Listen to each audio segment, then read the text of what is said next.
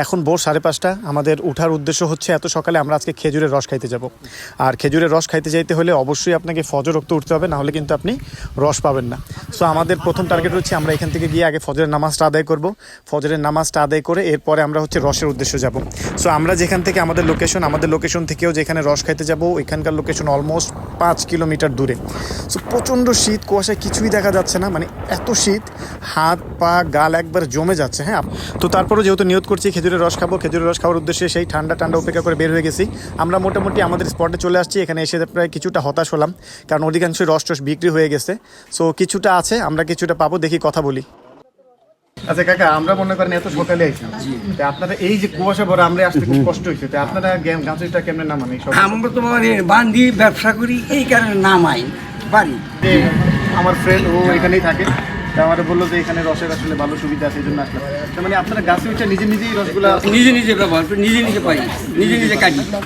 এগুলো তেমনি direct original direct original, N কোনো বেজালের কোনো কাজ আমি করি না।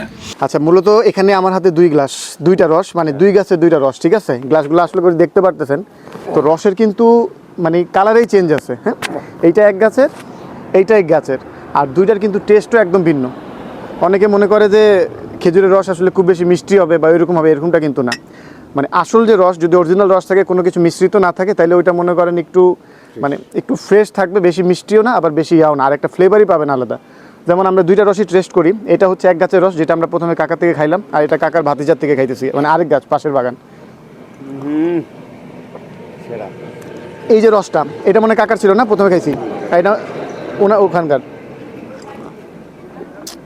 এইটাতে মানে একদম ডাইরেক্ট যে গাছের একটা গন্ধ থাকে না, মানে গাছের একটা গন্ধ যেটা আছে না, গাছ থেকে কাটে যায়, একদম সেম এই গন্ধটা আছে, কিন্তু এটার মধ্যে গন্ধটা নাই, কিন্তু এই রসটা একটু বেশি মিষ্টি। এটা মানে এটা ভুয়া যে তা না, এটাও অরিজিনাল, বাট এক গাছের এক এক রকম। হয়তো রসটা খুব ভালো লাগছে। তোমাদের কাছে কোনটা ভালো লাগছে, এটা না এটা? কাকারটা সেরা, কাকারটা আসলে মিষ্টি, কিন্তু এটা ফ্লেভার বেশি। আমার যদি মিষ্টিটা বাদ দিই তাহলে এটাই মোটামুটি ভালো লাগতেছে, কারণ এটা ফ্লেভারটা বেশি আর কি। তো অবশ্যই আজকের দিনটা রস খাই এনজয় করলাম। ভিডিওটা কেমন লাগছে আপনারা অবশ্যই কমেন্ট বক্সে করে জানাবেন, এবং কে কোথায় থেকে দেখছেন এটাও জানাবেন। আল্লাহ হাফেজ। কয় টাকা হয়েছে আপনার? লিটার কত?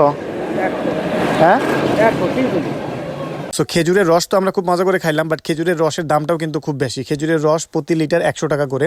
হ্যাঁ, প্রতি লিটার 100 টাকা করে। আর যদি আপনি বোতল না নিয়ে আসেন, তাহলে যদি ওনারা বোতল দেয়, বোতলের জন্য 20 টাকা করে দিতে হবে। যাই হোক, কাকার রসটা খুব ভালো ছিল, টাকা পয়সা নিয়ে তেমন বার্গেটিং করিনি। আমরা টোটাল 3.5 লিটার খেয়েছিলাম, উনি 50 টাকা ডিসকাউন্ট দিয়ে 300 টাকা রেখেছে।